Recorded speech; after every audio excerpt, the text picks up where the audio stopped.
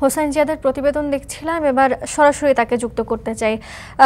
জিয়াদ দুর্ঘটনা কবলিত বিমান উদ্ধারের সবশেষ কি তথ্য আছে আপনার কাছে একটু জানতে চাই। বর্ণা মূলত 10:30টার পর প্রায় 6 ঘন্টার মতো হলো এবং এখনও আসলে নিরবিচ্ছিন্ন উদ্ধার কাজ চলছে। বিশেষ করে বাংলাদেশ নৌবাহিনীকে আমরা দেখতে পাচ্ছি, তাদের বেশ কিছু অত্যাধুনিক যে বোট রয়েছে, ডিফেন্ডার বোট, সেগুলো দিয়ে তারা চেষ্টা করে যাচ্ছেন। নদীর প্রায় 1 কিলোমিটার এলাকা জুড়ে আমরা দেখতে পাচ্ছি চট্টগ্রাম বন্দরের অত্যাধুনিক যে বোটগুলো রয়েছে, যেগুলো সোনার সিস্টেম যুক্ত, অর্থাৎ নদীর তলদেশে বস্তু শনাক্ত করতে সক্ষম সেই ধরনের বেশ কয়েকটি বোট আমরা দেখতে পাচ্ছি।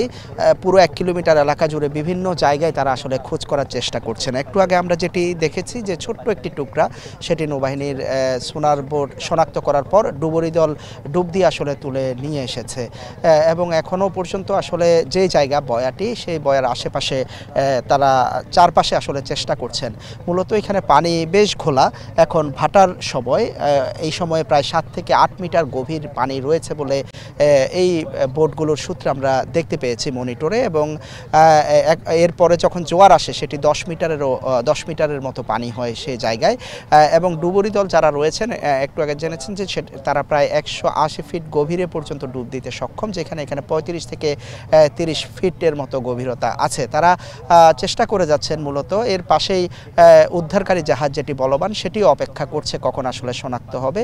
শনাক্ত হওয়ার সাথে সাথে অত উদ্ধার করা সম্ভব হবে। আর এটি যেই ঘটনাটি ঘটেছে সকাল 10:30টায়, দুইজন পাইলট আসলে এই জনবহুল এলাকা আশেপাশে এবং পাশেই বিমান বন্দর রয়েছে, পাশেই চট্টগ্রাম বন্দর এবং যেই জহুরুল হক ঘাটির যে রানওয়ে সেখানে সেটি রয়েছে, কিন্তু তারা খুব দক্ষতার সাথে এই ধরনের দুর্ঘটনায় যখন হয় কোনো বিমানে, তারা চেষ্টা করেন কোনো পানির যদি নদী থাকে বা সমুদ্র থাকে সেখানে চলে যেতে। তারা খুব সাহসিকতার সাথে জনবহুল এরিয়া গুলো পার হয়ে মূলত কর্ণফুলী নদী পর্যন্ত আসতে পেরেছেন।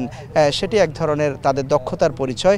কিন্তু দুঃখজনক সেটি আপনি জেনেছেন এরই মধ্যে, যে স্কোয়াড্রন লিডার, যিনি খুব দক্ষ একজন পাইলট ছিলেন বিমান বাহিনীর, সোর্ড অব অনার পদক থেকে শুরু করে দেশে বিদেশে বিভিন্ন ধরনের যে বিমানগুলো রয়েছে, যুদ্ধ বিমানগুলো রয়েছে, ফাইটার বিমানগুলো রয়েছে, বোমারু বিমান, সেগুলো চালনায় দক্ষ ছিলেন। দেশে বিদেশে বিভিন্ন জায়গায় তিনি প্রশিক্ষণ নিয়েছেন। একজন দক্ষ পাইলট, বেশ সাহসিকতার সাথে তিনি আজকের কাজটিও তিনি আসলে করতে পেরেছেন। কিন্তু এই কর্তব্যরত অবস্থায় আসলে তিনি সর্বোচ্চ চেষ্টা করেছেন এবং আজকে সেই দুর্ঘটনায় তিনি এই নদীতে পড়েই তিনি আসলে মারা যান এবং এখান থেকে তাকে নিয়ে যাওয়া হয় নৌবাহিনীর হাসপাতালে। সেখানে কর্তব্যরত চিকিৎসক দুপুর 12টার সময় তাকে মৃত ঘোষণা করেন। এর কারণে মূলত এখানে যারা রয়েছেন বিভিন্ন বাহিনীতে কর্মরত, তাদের মধ্যে এক ধরনের শোকের ছায়া নেমে এসেছে। আর একটু জানিয়ে রাখি বর্ণা, এই ঘটনায় বিমান বাহিনীর পক্ষ থেকে উচ্চ পর্যায়ের একটি তদন্ত কমিটি গঠন করা হয়েছে। নিশ্চয়ই তারা এই ঘটনা কিভাবে ঘটলো, কি ঘটনা হয়েছে সেটি তদন্ত করে দেখবেন। বর্ণা। বিমান দুর্ঘটনার সব শেষ তথ্যগুলো জানাচ্ছিলেন হোসাইন জিয়াদ। এখন